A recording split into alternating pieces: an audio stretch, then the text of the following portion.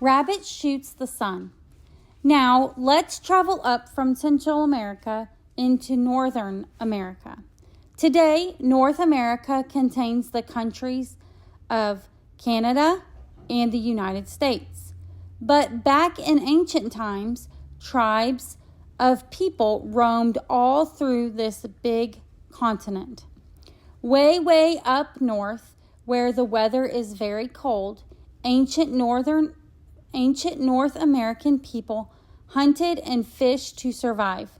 It was too cold to grow crops, so they lived by trapping the animals all around them: seals, polar bears, birds, and caribou. Caribou are like elk or antelopes. They gathered and ate the special kinds of mosses and lichens that grow in the cold north. Some of the bravest even went out into the icy seas in boats that were made out of skins. They fished and chased whales.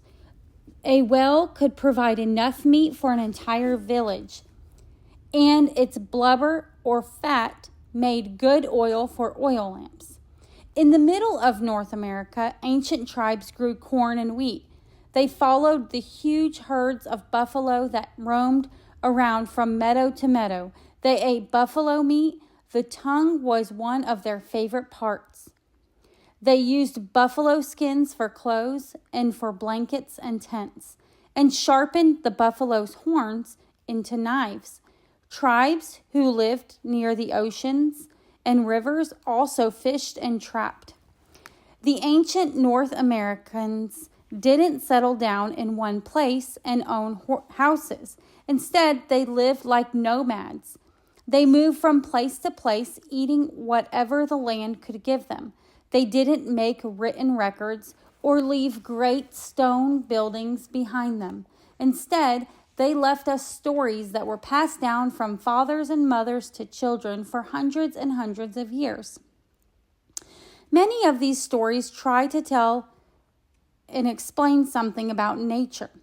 Rabbit Shoots the Sun tells us why rabbits are so timid. It was the hottest day of summer. The rays of the sun beat down on the ground and turned it brown and dry. The grass withered in the heat. The animals were too hot and weary to run, hunt, or play. They lay in the shade, gasping for breath and wishing that the sun would set. Rabbit had been trying to find water all day. Every puddle he came to was dried up into hard black mud. Even the stream had trickled away into dust. His throat was sore and dry. Even his eyes were dry. He sat down in the middle of the dry stream bed and yelled up at the sun, "Stop shining! Stop drying everything up! We need to cool off!" But Sun paid no attention to Rabbit.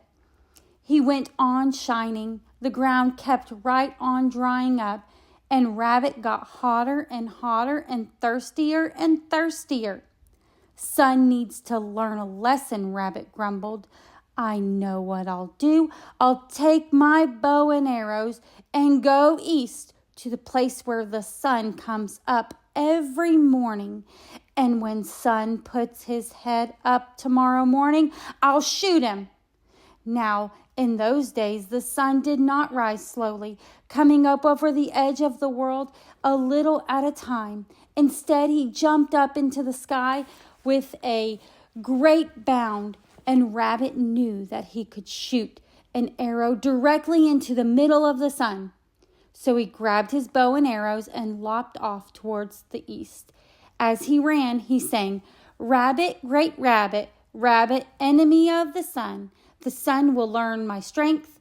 Ho, Rabbit is coming." When he reached the edge of the world, he sat down under a tree and waited. The sky grew dark. Rabbit waited all night long with his bow in his hands.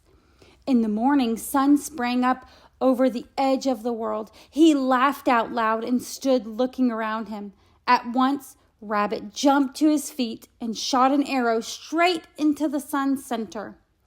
At once, the arrow ripped a great hole in the sun. Fire poured out all over the world. The tree above Rabbit's head began to smoke and crackle. The grass at his feet went up into flames. Rabbit's fur began to scorch. In a panic, he threw down his bow and arrow and ran away. As he ran, he called out, "Rabbit has shot the sun. Fire is over the world. Watch out for the flames. Ho, the fire is coming." Over here, a little voice called, "Quick, jump under me and you will be safe. I am so little that the fire will sweep right over top of me." Rabbit looked and saw a tiny green bush. At once he jumped beneath it, buried his head beneath his paws, and put his nose into the ground. The fire swept over him with a huge roar. When it had died away, Rabbit put his nose out from underneath the bush and looked around him. The fire was gone, but the world was brown and burnt, and the bush was no longer green. Now it was yellow, scorched by the fire. We still call it the yellow bush because although it is green when it first grows, it turns yellow when the sun sweeps over it. Rabbit crept quietly away. To this day, Rabbit runs and hides when the light of the sun falls over him. As for the sun, he was never as bold as before. Instead of leaping up over the edge of the world, he crept carefully up, little by little, looking all around him for Rabbit and his bow.